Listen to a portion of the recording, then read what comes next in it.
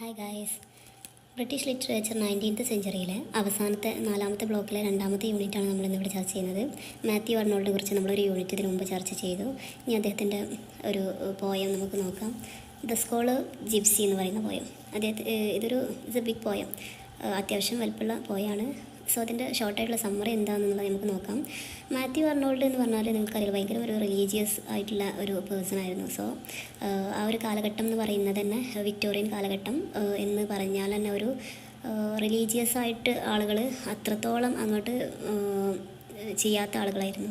So അദ്ദേഹം നമുക്കറിയാം യൂറോപ്പിൻ്റെ ഒരു സ്ഥിതി 15, 16, 17 ഈ നൂറ്റാണ്ടുകളിലൊക്കെ ഇന്ത്യയിലൊക്കെ ഉള്ള ഭയങ്കരമായിട്ട് വിശ്വാസമുള്ള ഒരു ടൈമായിരുന്നു ആ കാലഘട്ടം എന്ന് പറയുന്നത്. പക്ഷേ അതിനൊക്കെ വിപരീതമായിട്ട് ഒരു വിക്ടോറിയൻ ഏജിലേക്ക് എത്തിയപ്പോഴേക്കും മനുഷ്യന്മാരുടെ ചിന്താഗതികളും അവരുടെ എഴുത്തുകളും അവരുടെ വിശ്വാസങ്ങളൊക്കെ മാറാൻ തുടങ്ങി. സോ ആദ്യത്തെ ആ ബിലീഫിൽ നിലനിന്നിരുന്ന ആളുകൾക്ക് ഇതൊക്കെ കാണുമ്പം സ്വാഭാവികമായിട്ടും ആ ഒരു പെയിൻഫുൾ ആയിട്ടുള്ള ഒരു കാര്യമായിട്ട് അത് മാറും. ബിലീവ് ചെയ്യാതെ അവരുടെ ഇഷ്ടത്തിന് ഒരു ഫ്രീ ആയിട്ട് നടക്കുന്നത് കാണുമ്പോൾ സ്വാഭാവികമായിട്ടും എഴുത്തുകാരുടെ മനസ്സിലേക്ക് ആ ഒരു വേദന, നമുക്ക് ആ കാലഘട്ടത്തിലെ പല എഴുത്തുകാരും അങ്ങനെ ആ ഒരു വേദന അവരുടെ എഴുത്തുകളിൽ അവർ പ്രകടിപ്പിച്ചിരുന്നു. ആ ഒരു ഇഷ്ടക്കേട് അവരുടെ എഴുത്തുകളിൽ നമുക്ക് കാണാൻ പറ്റിയിരുന്നു. പിന്നീട് റിനൈസൻസിൻ്റെ അതുപോലെ തന്നെ റിഫോർമേഷൻ്റെ ഒക്കെ ഒരു കാലഘട്ടത്തിൽ മനുഷ്യന്മാർക്ക് കൂടുതൽ ഊന്നൽ നൽകാൻ തുടങ്ങി. സോ ഇൻഡിവിജ്വലിസത്തിനാണ് കൂടുതൽ ഇമ്പോർട്ടൻ്റ് കൊടുക്കേണ്ടത് എന്നുള്ള ഒരു ചിന്തകളൊക്കെ വളർന്നു വന്നു. സോ അതുപോലെ തന്നെ അവരുടെ റൈറ്റിങ്സും ആ ഒരു രീതിയിലേക്ക് മാറി.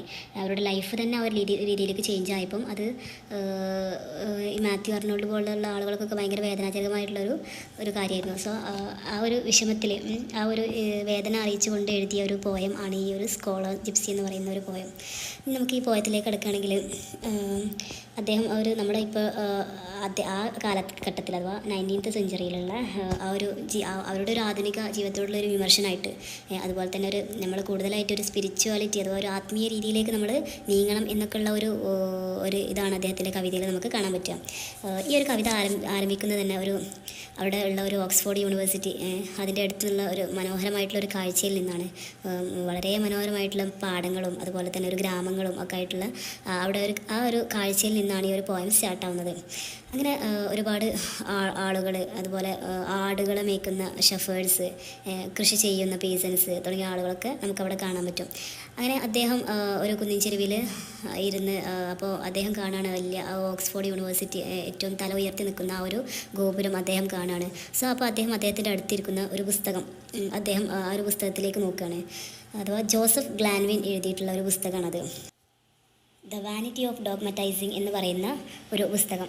അതിൽ ഒരു കഥ പറയുന്നുണ്ട്. ദ സ്കോളർ ജിപ്സി എന്ന് പറയുന്ന ഒരു കഥാപാത്രം, ആ ഒരു ക്യാരക്ടറിനെ കുറിച്ചിട്ടാണ് ഇനി നമ്മുടെ ഈ ഒരു പോയം പറയുന്നത്. അതിലുള്ള കഥാപാത്രമാണ് സ്കോളർ ജിപ്സി എന്ന് പറയുന്നത്. അയാളെ കുറിച്ചിട്ടാണ് ഇനി നമുക്ക് പോയറ്റ് പരിചയപ്പെടുത്തി തരുന്നത്. അദ്ദേഹം എന്ന് പറഞ്ഞാൽ 17ാം നൂറ്റാണ്ടിൽ ജീവിച്ചിരുന്ന ഒരാളായിരുന്നു. സോ അദ്ദേഹം പഠിക്കാനൊക്കെ നല്ല മിടുക്കനായിട്ടുള്ള, കൂടുതൽ അറിവ് നേടണം എന്നൊക്കെ ഭയങ്കരമായിട്ട് ആഗ്രഹമുള്ള ഒരാളായിരുന്നു. പക്ഷേ സാമ്പത്തികമായിട്ടുള്ള ഒരു പിന്നോക്കാവസ്ഥ അദ്ദേഹത്തിൻ്റെ ആ ഒരു പഠിപ്പിനെ കൂടുതലായിട്ട് ബാധിച്ചു. അങ്ങനെ അദ്ദേഹം ആ ഒരു ഇതിൽ മാറി അഥവാ ജിപ്സികൾ ആ ഒരു ഗ്രൂപ്പിലേക്ക്, നമുക്കറിയാം നാടോടികൾ എന്നൊക്കെ പറയൂലേ, ആ ഒരു ടീമിലേക്ക് അദ്ദേഹം ജോയിൻ ചെയ്യാണ്. അഥവാ അവർക്ക് ഒരുപാട് കാര്യങ്ങൾ, രഹസ്യമായിട്ടുള്ള ഒരുപാട് അറിവുകൾ അവരുടെ കയ്യിലുണ്ട്. സോ അത് പഠിച്ചിട്ട് അത് ലോകത്തുള്ള ആളുകൾക്ക് എനിക്ക് പറഞ്ഞു കൊടുക്കണം എന്നുള്ള ഒരു മൈൻഡിൽ അദ്ദേഹം അവിടെ നിന്ന് അവരുടെ ആ ഒരു ഗ്രൂപ്പിലേക്ക് ജോയിൻ ചെയ്യാണ്. അങ്ങനെ ആ ഒരു യാത്രയിൽ പല ആളുകളും അദ്ദേഹത്തെ പല സ്ഥലത്ത്, പാലങ്ങളിൽ വെച്ച്, റോഡ് സൈഡുകളിൽ വെച്ച്, ഗ്രാമത്തിൻ്റെ ഏതെങ്കിലും ഒരു ഭാഗത്ത് വെച്ച്, അങ്ങനെ പല സ്ഥലങ്ങളിൽ വെച്ച് അദ്ദേഹത്തെ കണ്ടിട്ടുണ്ടെന്ന് പറയുന്നു കുട്ടികൾ. പക്ഷേ അവരെ വിളിക്കുമ്പം എനിക്ക് പഠിച്ചു കഴിഞ്ഞ് എൻ്റെ ഒരു ലക്ഷ്യത്തിലേക്ക് എത്തിയിട്ടില്ല. സോ ഞാൻ എത്തി കഴിയുമ്പം ഞാൻ തീർച്ചയായിട്ടും തിരിച്ചു വരുമെന്ന് അദ്ദേഹം പറയുന്നുണ്ട്. പക്ഷേ പിന്നീട് ഒരിക്കലും അദ്ദേഹം ആ ഒരു ലോകത്തേക്ക് തിരിച്ചു വന്നിട്ടില്ല എന്നുള്ളതാണ് കവി പറയുന്നത്.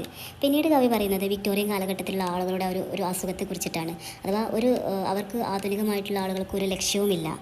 അവരൊക്കെ അവിശ്വാസത്തിൽ അധിഷ്ഠിതരായിട്ടുള്ള ആളുകളാണുള്ളത്. അതുപോലെ തന്നെ അവർക്കൊരു വ്യക്തമായിട്ടുള്ള ഒരൊറ്റ ലക്ഷ്യം ഇല്ല.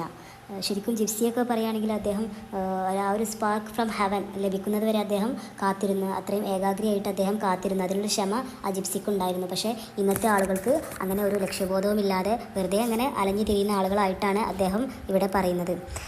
അഥവാ ഈ ജിപ്സി എന്ന് പറയുന്ന ആളിപ്പം 2 നൂറ്റാണ്ടുകൾക്ക് മുമ്പ് അപ്രത്യക്ഷമായിട്ടാണ്. ശരിക്കും അയാൾ ജീവിച്ചിരിക്കുകയാണെങ്കിൽ ഒരു 200 വയസ്സൊക്കെ അദ്ദേഹത്തിനായിട്ടുണ്ടാവും. പക്ഷേ പോയിട്ട് ഒരിക്കലും അയാൾ മരിച്ചു എന്ന് വിശ്വസിക്കണില്ല. അങ്ങനെ വിശ്വസിക്കാൻ അയാൾ ആഗ്രഹിക്കണില്ല. അദ്ദേഹം ഇപ്പോഴും ഈ ഒരു ഓക്സ്ഫോർഡിൻ്റെ ആ ചുറ്റുമുള്ള ഗ്രാമങ്ങളിലും വയലുകളിലും ഒക്കെ ആയിട്ട് അലഞ്ഞു തിരിഞ്ഞ് നടക്കുന്നുണ്ടാവും എന്നുള്ള ഒരു വിശ്വാസത്തിലാണ് അദ്ദേഹം നിൽക്കുന്നത്. പക്ഷേ പലരും അദ്ദേഹത്തെ വീണ്ടും കണ്ടിട്ടുണ്ടെന്ന് പല ആ ഒരു തെറ്റായ ഹ്യൂമറുകളൊക്കെ പിന്നീട് പരന്നതായിട്ടും അദ്ദേഹം പറയുന്നുണ്ട്. അദ്ദേഹം ശരിക്കും ഒരു വ്യക്തി എന്നതിലുപരി ഒരു ആധുനികതയുടെ ഭ്രാന്തിൽ നിന്നും ഒളിച്ചോടിയ തൻ്റെ ലക്ഷ്യത്തിലേക്ക് എത്താൻ വേണ്ടിയിട്ട് ഈ ഒരു അസുഖമുള്ള ആളുകളിൽ നിന്നൊക്കെ ഇടയിൽ നിന്ന് രക്ഷപ്പെട്ട് ഓടിയിട്ടുള്ള ഒരു ആത്മാവാണ്. അഥവാ ഒരു ആത്മീയമായിട്ട് ഉണർവ് നൽകുന്ന ഒരാളുടെ ഒരു പ്രതീകമായിട്ടാണ് ജിപ്സിയെ പോയിട്ട് പറയുന്നത്. പിന്നീട് ഇതിൻ്റെ എൻഡിൽ പറയുന്നത് ജിപ്സിയോട് കവി അപേക്ഷിക്കുകയാണ്, ഒരിക്കലും ഇപ്പോൾ ഈ ആധുനിക ആളുകളുടെ ഇടയിലേക്ക് വന്ന് നിൻ്റെ ഒരു ലക്ഷ്യം നശിപ്പിക്കരുത് എന്ന് പറയുകയാണ്. അപ്പോൾ അത്രയും മോശമായിട്ടുള്ള ആളുകളാണ് ഇപ്പം ഇങ്ങനെ ഈ ഒരു പുതിയ നൂറ്റാണ്ടിൽ ജീവിച്ചു കൊണ്ടിരിക്കുന്നത്. അപ്പോൾ ഇവരോട് കൂടിയാൽ തന്നെ നീ നിൻ്റെ ലക്ഷ്യങ്ങളൊക്കെ മറന്നു പോകും. സോ നീ ഇവരുടെ അടുത്തേക്ക് തിരിച്ചു വരരുത് എന്നാണ് പറയുന്നത്. അതുപോലെ ഇതിൽ വേറൊരു കാര്യം ടൈറിയൻ ട്രേഡറെ കുറിച്ചിട്ട് പറയുന്നുണ്ട് ഈ ഒരു കവിതയുടെ അവസാന ഭാഗത്ത്. അദ്ദേഹം ഒരു ഗ്രീക്കുകാരുടെ വ്യാപാര തിരക്ക് സഹിക്കാൻ പറ്റാതെ അയാൾ സ്വന്തം കപ്പലിൽ പുതിയൊരു ലോകം തേടി പുറപ്പെട്ട ഒരു വ്യാപാരിയായിരുന്നു.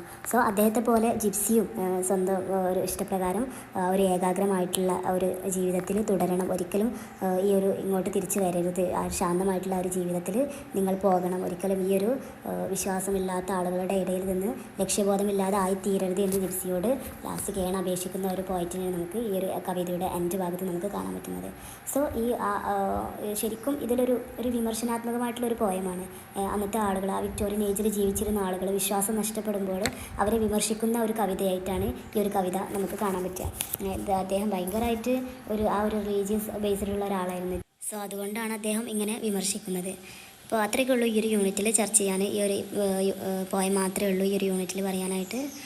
സോ എല്ലാവർക്കും വീഡിയോ ഇഷ്ടപ്പെടുകയാണെങ്കിൽ ലൈക്ക് ചെയ്യാനും സബ്സ്ക്രൈബ് ചെയ്യാനും മറക്കരുത്. നിങ്ങളുടെയൊക്കെ സപ്പോർട്ട് ഉണ്ടെങ്കിൽ എനിക്ക് ബാക്കിയുള്ള ഭാഗങ്ങളൊക്കെ എനിക്ക് അപ്ലോഡ് ചെയ്യാൻ പറ്റും.